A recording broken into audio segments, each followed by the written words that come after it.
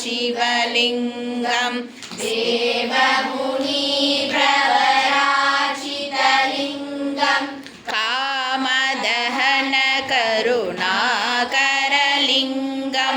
रावणदर्पविनाशनलिङ्गं तत्प्रणमामि सदा शिवलिङ्गं सर्वसुगन्धसुलेपितलिङ्गं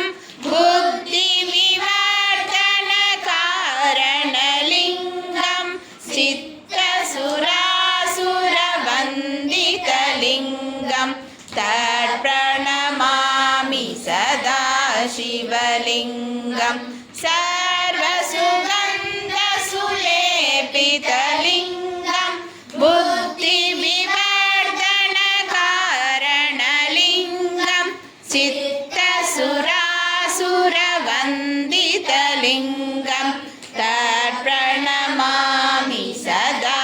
शिवलिङ्गं कनकमहामणिभूषितलिङ्गं पणिपतिवेष्टितशोभितलिङ्गं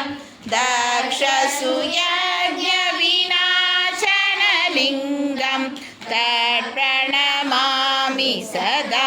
शिवलिङ्गं